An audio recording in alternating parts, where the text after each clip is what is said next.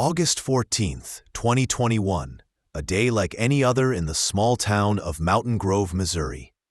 The sun had been up barely an hour. Dew still clung to the grass along Ridge Avenue, and a light breeze carried the scent of cornfields through open windows. Traffic was slow, as always, and the only sounds were the rustle of leaves and the occasional distant bark of a dog. At 7:03 a.m., a gray Ford Explorer pulled into the parking lot of Dale's Country Mart. Behind the wheel sat 29-year-old Leah Whitaker. In the back seat, her 4-year-old daughter, Sophie, slept curled up in her car seat, hugging a faded pink plush rabbit. Leah left the engine running. She just needed milk and cereal, 5 minutes at most. Sophie had fallen asleep again after a rough night of teething, and Leah didn't want to wake her. The door clicked shut as she jogged toward the automatic entrance. She never made it to the dairy aisle, because by the time she returned, less than 4 minutes later, the car was gone. Gone. So was Sophie. The security footage was short, grainy, unremarkable to most eyes, until you knew what to look for. A man in jeans and a green hoodie had walked past the gas station pumps, stopped for a moment at the curb, looked both ways, and then, as casually as if it were his car, slipped into the driver's seat of Leah's Explorer. He didn't hesitate. The moment he sat down, the SUV pulled away, turning east toward Highway 95. Sophie was still in the back seat. The sheriff's department arrived within 10 minutes. Leah could barely stand. Her voice shook. She kept repeating the same words. "She's still in there. My baby is still in there." A bolo was issued before 8 a.m. An Amber Alert came an hour later, but the SUV was already gone. By noon, volunteers gathered at the church parking lot on Sycamore Drive. Locals, friends, people who barely knew Leah but knew her father, Joe Whitaker, who had coached Little League for 30 years. Leah sat in the back of the command tent, hands clenched, flanked by her brother and a police liaison. She hadn't cried yet. Not really. Just stared. Someone brought her coffee. She didn't touch it. The sun climbed higher. Then, someone asked, "Where's the dog?" That dog, a lean 7-year-old border collie named Scout, had been with the Whitaker family since Sophie was born. She wasn't a trained rescue dog, wasn't even purebred. Leah found her near a drainage ditch on County Road 417 after a bad storm. Scout had been bone-thin, ribs showing, matted fur covered in ticks. She barely moved. Leah wrapped her in a blanket, brought her home, and said one sentence, "I think she's mine." She was. Scout followed Sophie like a shadow. She waited at the edge of the tub during bath time, slept at the base of the crib, barked once, and only once, when Sophie rolled off the back step into a puddle. Her body blocked the toddler from crawling toward the fence. Joe used to joke, "That dog's more parent than we are." But Scout wasn't in the car that morning. She'd been left at Leah's house, still wearing her collar, still expecting breakfast, still waiting by the back door when the world fell apart. When they brought her to the parking lot later that day, she jumped from the truck and immediately started circling. She sniffed Leah's jeans, the back bumper, the pavement where the car had been. Then she stopped, looked east, and barked once. Not a warning, a direction. By late afternoon, the parking lot of Dale's Country Mart had become a strange kind of outpost, part search hub, part media circus. Satellite vans lined the curb. Reporters whispered into microphones. Yellow tape flapped gently in the breeze, as if it served some purpose other than to mark what was already painfully obvious. Something was terribly wrong. But just beyond the barricades, Scout was moving, her nose to the ground, her body low, ears up, tail stiff, not wagging, not relaxed, focused, intent. She led Leah and 2 sheriff's deputies out of the lot, across Ridge Avenue, and into a patch of gravel shoulder where the SUV had turned. There were no tire marks visible to the naked eye. But Scout didn't care. She kept going, through a field, into the ditch line, then up a slope and onto County Road 19. Sheriff Gary Leland, a tall, quiet man with a voice like gravel and a habit of chewing toothpicks, had been standing with his arms crossed, watching from a distance. Now he followed. Scout didn't look back once. By the time the sun began to dip behind the trees, Scout had covered nearly a mile. She stopped at a culvert, sniffed the weeds, turned back to the road, and stood there, waiting. Sheriff Leland radioed for a K-9 unit from Springfield, but it would take hours to arrive. He looked at Leah. "I don't want to chase ghosts," he said. Leah didn't blink. She's not chasing anything. She knows. Leland watched Scout for a moment longer, then gave a quiet nod. "All right, let's see where she wants to go." That night, a group of 8 volunteers, including Joe Whitaker and 3 deputies, followed Scout down back roads and access lanes. She moved quickly but never wildly, as if she were following more than scent, a memory, a pattern, a map that lived inside her. By 10:30 p.m., they reached an old logging trail. Scout hesitated. She circled twice, then stopped, lifted her head, and barked, once, toward the woods. Joe stepped beside her and looked into the dark. "I used to take her down this trail with Sophie," he said quietly, "every spring." Leland gave the order to mark the area for thermal drone sweeps and asked the volunteers to fall back. They set up a perimeter. The search entered its first night. While ground teams worked in the dark, digital teams worked behind screens. The Explorer's license plate had been logged at a toll camera 70 miles east near Poplar Bluff, just before 8:30 a.m. The angle was bad, but it was their first confirmation. The vehicle had left town. Still, no sightings since. The suspect's face from the gas station camera remained unidentified. No hits in facial recognition databases. No priors. No known associates. But something about the route bothered Leland. He looked at the county map and traced the direction Scout had taken. Ridge to 19, then southeast. Not directly toward Poplar Bluff, but close. "Why go that way?" he muttered. His deputy, Connie Delk, shrugged. "Familiarity? Maybe." Then he looked at the timestamp again. 8:27 a.m. You don't get to Poplar Bluff in an hour unless you know the roads. He looked up at the satellite feed on the monitor. Scout had been following for hours. Not east. South, then east. Back routes. Secondary highways. Old logging roads. She wasn't just following scent. She was following him. By dawn on August 15th, the second day of the search, Mountain Grove no longer felt like a town. It felt like a machine. Volunteers arrived before first light. Firefighters set up field stations. Civilian drones buzzed overhead, slicing through the morning fog. Kids handed out granola bars. Church ladies brewed coffee in industrial urns.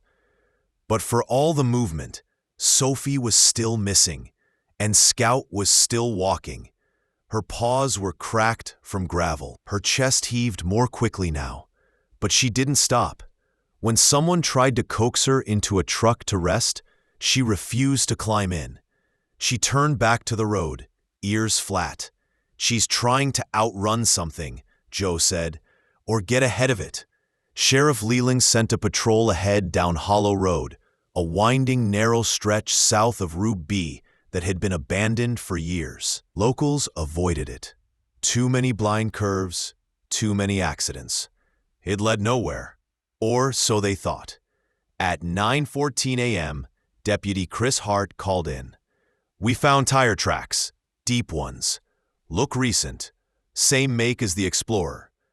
Leland leaned in. Any signs of the vehicle?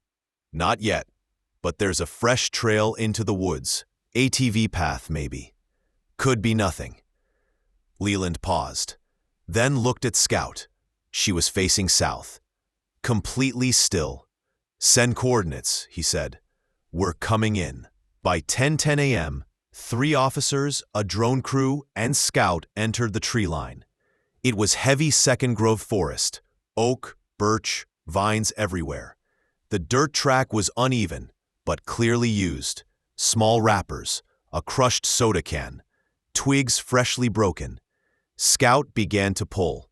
She moved faster now, despite her limp, her nose close to the ground, tail swaying in tight arcs. At one point, she stopped at an old boot print, pressed her nose to it, then kept going. 10 minutes later, they reached a clearing. And there, tucked between 2 leaning sheds, sat a vehicle, the gray Explorer. Doors shut, no movement. Time slowed. Guns drawn. Deputies moved in. The front seat was empty. Back seat, car seats still strapped in. Plush rabbit on the floor. But no Sophie, no suspect, nothing. The area was searched. Perimeter, outbuildings, shallow ground, everything. But the forest had already swallowed him. Only the vehicle remained. Sheriff Leland kicked at the leaves. He ditched it here, but where did he go? Leah arrived at the scene an hour later. She fell to her knees beside the Explorer, ran her hands along the side. Her voice broke for the first time. She was here. She was here. Joe didn't speak. He just looked at Scout, who sat still, ears forward, eyes fixed east. They checked trail maps, found a network of deer paths and ATV routes stretching 5 miles deeper into the woods. Most of them weren't even mapped. That night, they brought in heat-detecting drones from the state office. One showed a signal, faint, moving, about 1.7 miles southeast. It vanished after 2 minutes. Scout wouldn't sleep. She paced the edge of the camp, sniffed the air, refused food.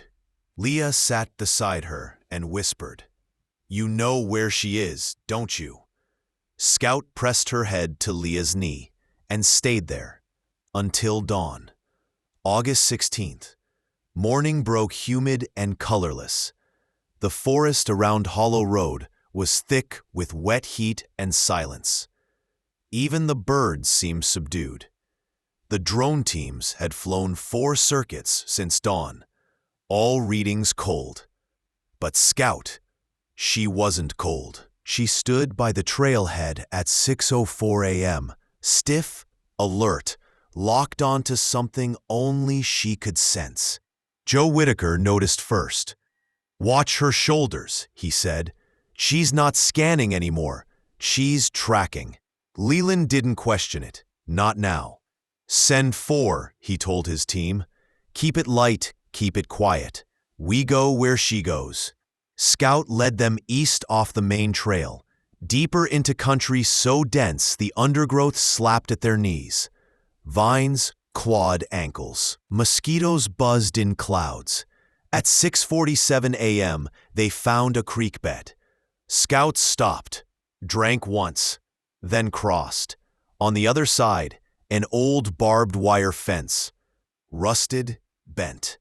Beyond it, a barely visible structure, tin roof sagging under decades of storms. Shutters hanging limp.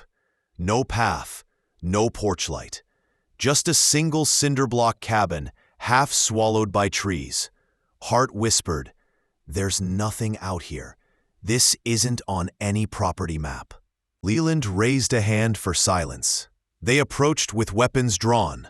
Scout froze 10 feet from the door, ears forward, nose lifted.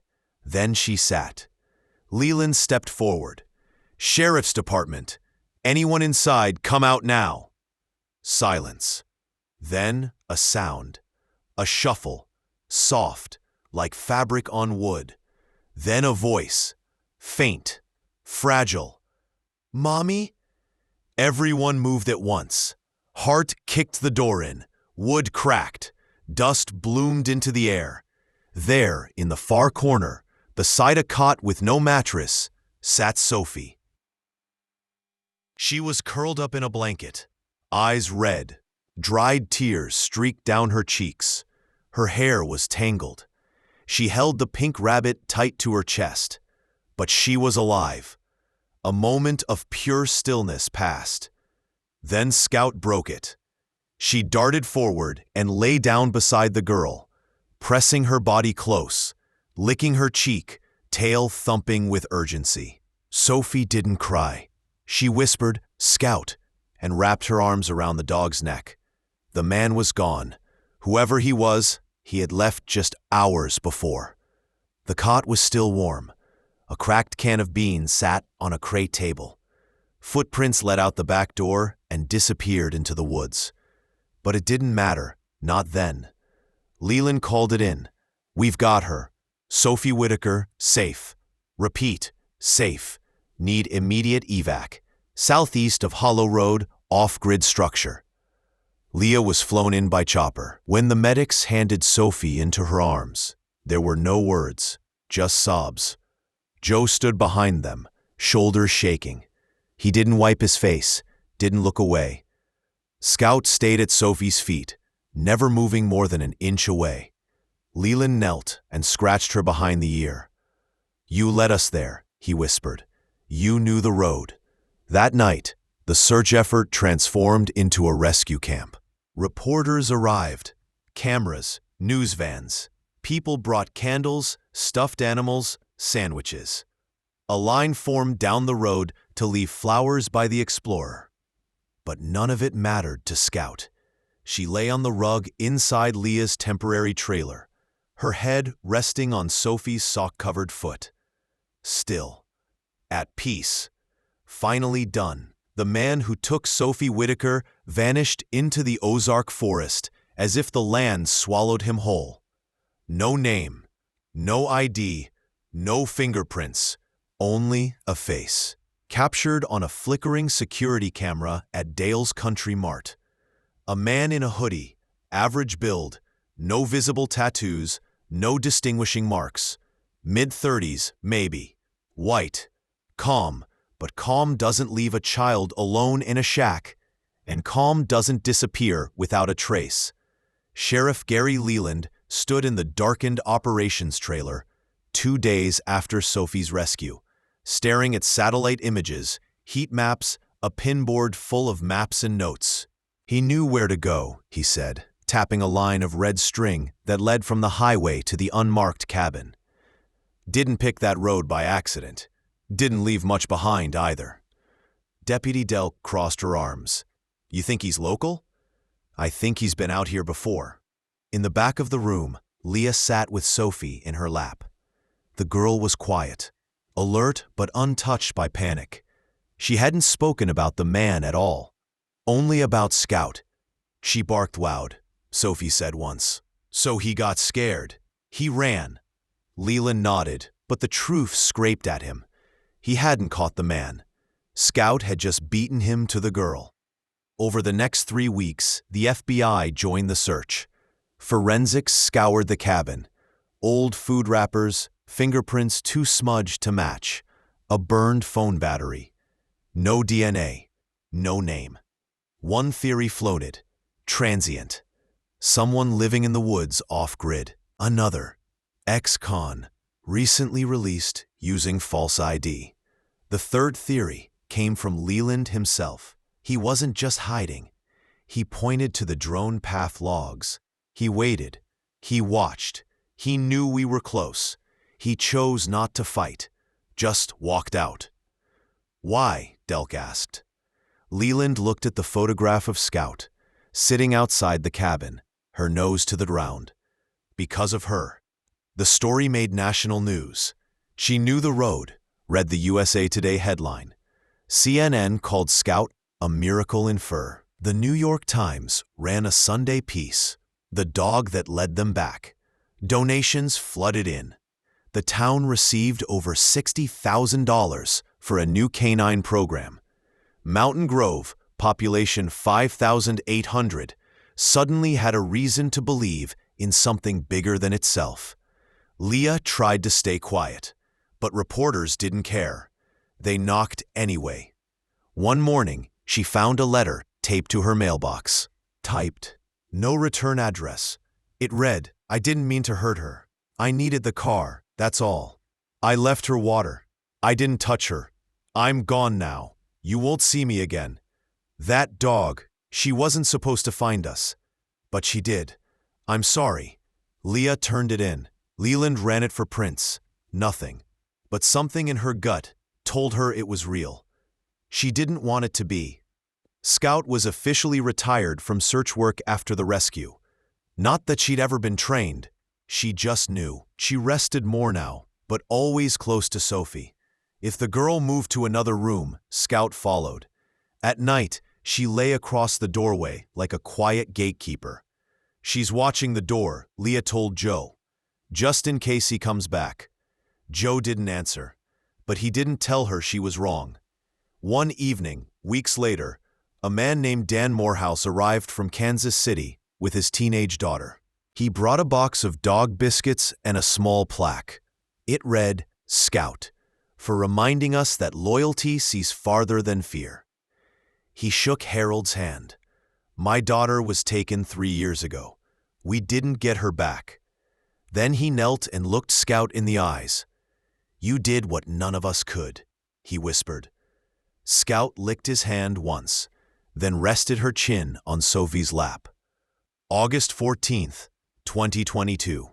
1 year to the day. The parking lot of Dale's Country Mart was quieter this time. The wind was warm. The trees were full. Someone had painted a mural on the cinder block wall near the gas station. A child's hand resting on the head of a black and white dog. The words underneath read, "She knew the road." A small crowd gathered at 7 a.m. Not a ceremony, just remembrance. Joe brought coffee in a thermos. Leah stood with her hands tucked in the back pockets of her jeans. Sophie wore a pink shirt, the same color as her old plush rabbit, now retired to a box in her closet. Scout was there too. She walked slower now, her muzzle grayer. But when the wind shifted east, she raised her head, just a little, as if remembering. No one said much. They didn't have to. Afterward, they drove to the cabin site. The structure had been torn down months ago. The clearing left behind was seeded with wildflowers. Sophie helped plant them. The only thing that remained was a flat stone marker, carved by a local welder. It read, "This place once held fear. A girl, a road, a dog who didn't stop." Sophie placed the rock on top, then turned to Scout. "Come on," she said. "Let's go home." Scout followed. At home, Leah pulled a thick binder off the shelf. Inside, newspaper clippings, photos, handwritten letters from across the country. Sophie flipped through the pages slowly, stopping at a shot of herself hugging Scout beside the cot. "Was I scared?" she asked. Leah paused. "You were brave." Scout was braver. Leah smiled. She was. Sophie looked up. "Do you think she knew where to go because she remembered? Or because she smelled something?" Leah closed the binder gently. "Maybe both," she said. "But I think mostly because she couldn't stand not knowing." Scout passed away 9 months later. Peacefully. In the sun. On the back porch. Joe buried her under the maple tree behind the house. Sophie made a sign with glitter glue and wrote, "Best friend, brave heart, road knower." Leah said nothing for days, but one night she whispered into the dark, "Thank you."